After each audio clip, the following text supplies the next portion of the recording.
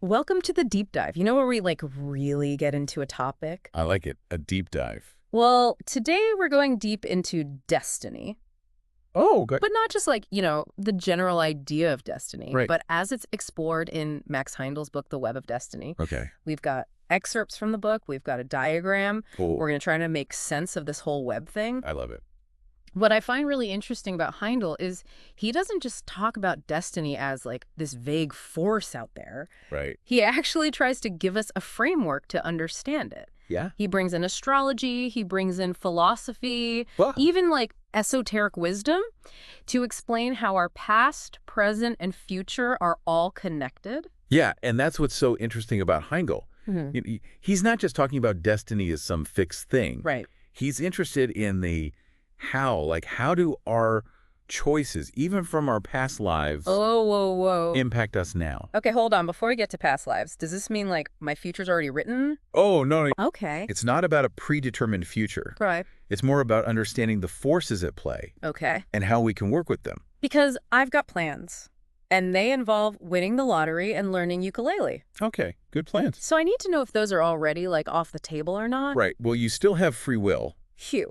But your past choices, even from past lives, create certain tendencies. Okay. It's like a starting point. All right, so it's not set in stone. That's a relief. Not at all. But past lives? Yeah. How does that even work? That's where the web of destiny idea comes in. Okay. And we have a diagram to help us visualize it. All right, so diagram time, it looks kind of like a spider web, Yeah, it does, doesn't it? but it's got these 12 sections. Right. I'm assuming those aren't for catching flies. Not for catching flies. Okay, good. Those 12 sections represent the 12 houses in astrology. Ah, okay. And each house, just like in astrology, Uh-huh. represents a different area of life. So you have personality, finances, relationships, health, career, Shebang. the whole shebang. Exactly. So is he saying, if Mercury was in retrograde when I was born, Uh-oh. I'm destined to be a klutz with terrible communication skills? Well, no, not exactly. It's not that straightforward. Okay. Think of it more like predispositions, Okay. not guarantees. Okay. So maybe you're prone to certain things, Uh-huh. but not doomed. Okay, phew. So it's not all set in stone. Right. But then how do these past lives actually factor in? That's where this idea of the seed atom comes in. Okay. Now, this is fascinating. Lay it on me. According to Heindel, we have this tiny little atom residing in our heart. Wait, seriously? Seriously. And this seed atom acts as a record keeper Of what? of all our experiences across all our lifetimes. Wait, all of them? All of them. So it remembers that time I totally bombed karaoke night back in the 1600s. Probably not this specific, but the essence of those experiences, the lessons learned or not learned, those stick around Okay. and they impact our tendencies in this life. So if I keep making the same mistakes, it's not just me being a goofball. It's echoes of past life, me also messing things up. It's possible. Huh. Yeah. Okay. That's actually kind of profound, but also a little freaky. I know, right? It makes you wonder how much of what we think is us is actually just carryover from who knows when. Yeah, it's a lot to wrap your head around. It is. But that's what's so cool about Heindel. He makes us ask these big questions. does. It's like he's challenging us to really think about Yeah. if our actions, even from past lives, create this ripple effect. Right. How much free will do we actually have in this web of destiny? That's the million-dollar question. It is, and I think it's a question we need to unpack a bit more. Yeah, definitely. But before we get there, let's dig into the mechanics of this whole web thing. Okay. You mentioned astrology plays a role, but where does free will fit in? What are the threads that make up this web? Okay, well, we've got the astrological influences like we talked about. Uh-huh. But Heindel also puts a huge emphasis on thought power. Okay. He says thoughts are like magnets. Magnets. Magnets. Yeah. Attracting experiences that match their vibration. So, if I'm constantly thinking I'm going to trip and fall on my face, Oh, no. then bam, sidewalk crack, down I go. It's not always that literal, Okay. but the principle is there. Yeah. If you're dwelling on negativity, fear, lack, Right. you create this energy that attracts more of the same. Oh, that's kind of scary. It can be. And also maybe explains a lot about my life. But the good news is Yeah. positive, abundant thoughts can attract those experiences too. So it's like a self-fulfilling prophecy, but on a cosmic level? Exactly. That's a lot of responsibility for my thought. It is. It highlights the power we have. Okay, no pressure or anything. Right. But there's another thread in this web, right? Right. Karma. Ah, yes. Cosmic scorekeeper. Making sure we get what we deserve. So does that mean if I, like, accidentally steal a pen from work, I'm destined for a life of petty theft? It's not so much about punishment. Okay. It's about cause and effect. Okay. Every action, every thought, even those from past lives, Yeah. creates a ripple. Okay. And those ripples eventually come back to us, shaping our experiences. Okay, so it's like a cosmic boomerang. Yeah. What I put out comes back around. Exactly. For better or worse. For better or worse. Okay, but if our past actions, even from other lives, are shaping us now, how do we break free from negative patterns? That's a great question, and that's where the empowering part of Heindel's work comes in. Okay. He doesn't just describe the web, he offers a way to consciously weave it. Okay, that sounds promising. It is. But how do we actually do that? Well, that's what we'll dive into next. I am ready. Lead the way. Let's do it. All right, so we're back, still deep in this web of destiny thing. It still be. And I'm not going to lie, it's a lot. It is. It's a lot to take in. I mean, seed atoms, past lives, thought power. It's a whole new way of looking at things. Yeah, my brain's doing a little pretzel twist, trying to wrap itself around all of this. I get it. But you know what I like about Heindel is he wasn't just some philosopher just coming up with theories. Right. He actually wanted to help people use these ideas to navigate life. Yeah, absolutely. So in part one, we talked about how this web is made up of different threads: astrology, past lives, thoughts, karma. Right, all intertwined. But how does that actually play out in our everyday lives? That's the key question. Like, if I'm struggling with something specific, Yeah. can this web stuff actually help me? Yes, definitely. Okay, good. Heindel gives us a framework for understanding our challenges. Okay, so real world example. Okay. Let's say someone's having a rough time financially, Right. constantly struggling to make ends meet, bills piling up, that kind of thing. A common challenge. What would Heindel say about that? Well, he'd probably start by looking at their birth chart. Ah, the birth chart. Remember those 12 houses we talked about? Yeah, the ones representing different areas of life. Right, and there's one specifically related to finances. Oh, okay. So certain planetary positions at birth could indicate a predisposition towards financial challenges. So if, like, I was born under a sign that's known for being financially challenged, Oh. am I just doomed to be broke? Not necessarily. Okay. Remember, astrology is just one thread in the web. Right, right. It's not about fatalistic predictions. Okay, good. Heindel would also consider past life actions related to finances. Past lives and money. What, like, maybe in a past life I was a greedy miser hoarding all my gold, Could be. and now I'm paying the price for my past life penny pinching. It's possible. Oh. If you were dishonest or irresponsible with money in a past life, Okay. those actions could create a karmic ripple Right. that manifests as limitations in this life. So it's like a cosmic accounting system. In a way, Yes, making sure everything balances out in the end. it's about balance and learning. Okay, I'm starting to get it. Right. But what about my current thoughts and actions? Do those count for anything? Absolutely. Remember the thought magnet analogy? Oh, yeah, the magnets. If you're constantly worrying about money Right. or focusing on lack, Uh-huh. you're putting out a broke vibe into the universe. And the universe is like, okay, you got it. Pretty much. So if I want to change my financial situation, step one is ditch the woe is me attitude Exactly. and start picturing myself like swimming in a pool of gold coins. Maybe not literally swimming in gold coins, Okay, fine. No swim. but you're getting the idea. I am. It's about shifting your mindset from scarcity to abundance. Okay. Focus on gratitude for what you do have. Right. And start taking practical steps to manage your finances wisely. Okay, so it's a two-pronged approach. Yes, Practical action plus a mental makeover. It exactly. makes sense. It does. But what about other challenges? Like, Yeah. what if someone's dealing with health issues? Would Heindel say our health is predetermined by our birth chart or past lives, too? It's not about predetermination, but about understanding the underlying factors Okay. that contribute to our well-being. So, like, he might look at your birth chart, He might. and certain planetary alignments could make someone more susceptible to, like, certain ailments. Exactly. So, like, someone with a certain astrological signature might be prone to, I don't know, digestive issues, Could be. and someone else might be more susceptible to headaches. Right. Interesting. It's fascinating.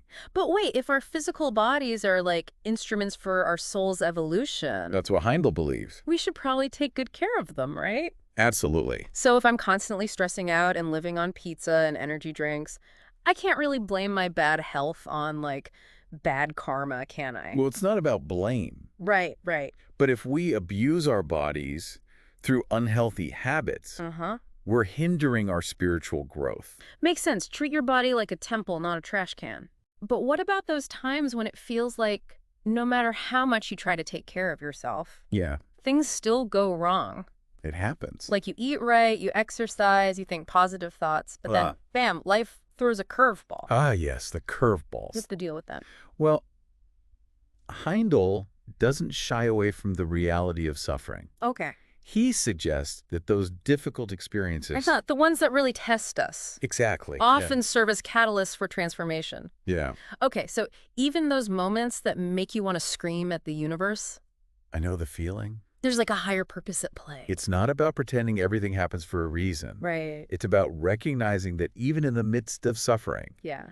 there's potential for growth, for discovering strength we didn't know we had. So it's like what doesn't kill you makes you stronger. It's a bit more nuanced than that. Okay, But the sentiment is there. I get it. It's about facing those challenges head on Right. and tapping into a wellspring of inner strength. Well, okay, that makes sense. Good.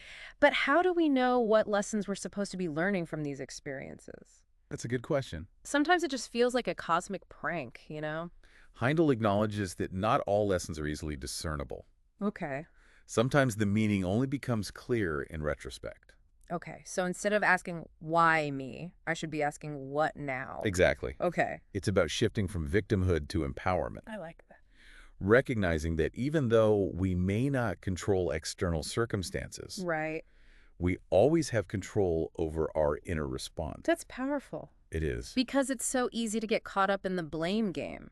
It is. But ultimately, our power lies in how we choose to react. Absolutely. How we choose to weave our way through those tough times. And that choice, that act of choosing a positive response, Yeah. even in the face of adversity, Uh-huh. is incredibly empowering. It is. It's in those moments of choice, Heindel argued, Okay. that we truly begin to shape our destiny. This is making my head spin. In a good way, I hope. In a good way. Yeah, Very it's like good. suddenly I'm not just this little speck at the mercy of fate, Right. but an active participant in this whole thing. You are. But if we're talking about shaping our destiny, Yes. how do we actually do that? Ah, the million-dollar question. What are the tools?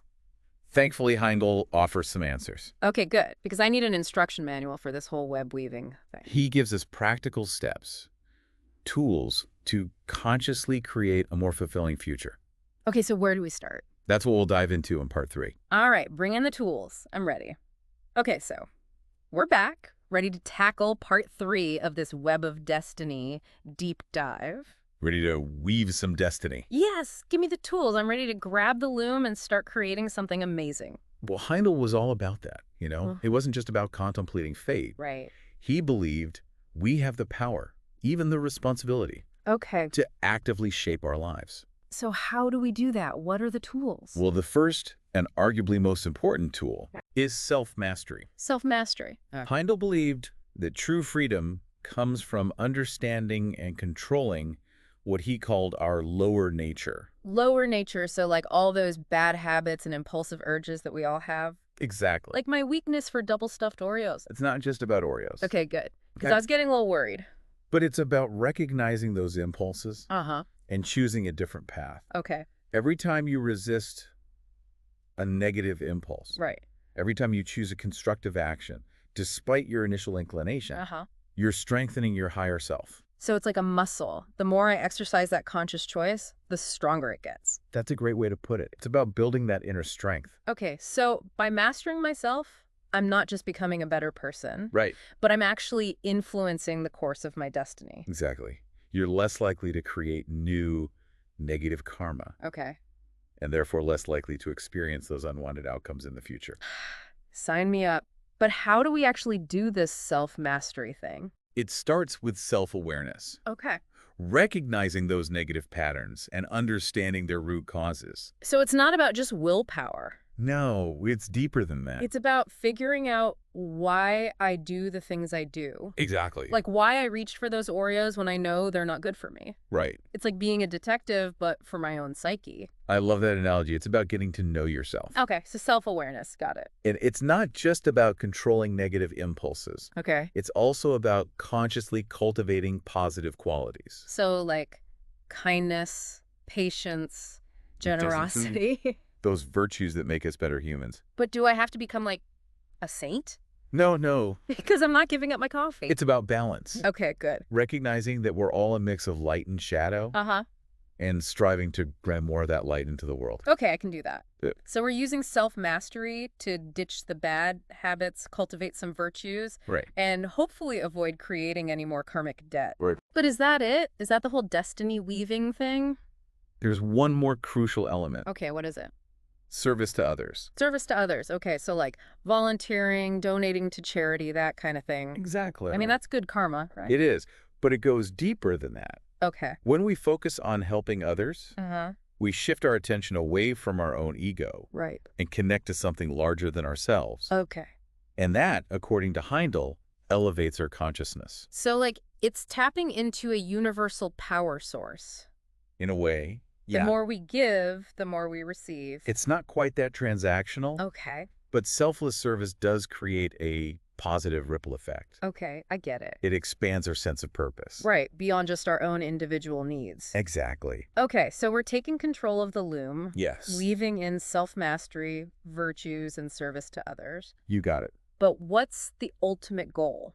Well, Heindel's perspective was that the ultimate aim is spiritual evolution. Spiritual evolution. Yes, it's about transcending our limitations, Okay. realizing our full potential, Right. and ultimately merging with the divine. Wow. Okay, that's a big goal. It is a big goal. So we're using this life, this web we're weaving, Yes. as a means to evolve our souls. Exactly. It's about recognizing that we're not just physical beings. Right. We're spiritual beings Yeah. having a human experience. This whole web of destiny thing is way more profound than I ever imagined. It is a powerful concept. It's not just some mystical idea. Right. It's a framework for understanding life. And for taking ownership of our own evolution. It's been an incredible deep dive. It has been. We've explored the threads, grappled with the challenges, Right. and discovered the tools to become conscious weavers of our destiny. And that's what it's all about. This web of destiny gives us so much to think about. It does. And even more importantly, so much to do. Absolutely. So what kind of future will you choose? What masterpiece will you create? Thanks for joining us on the deep dive. It's been a pleasure. Until next time,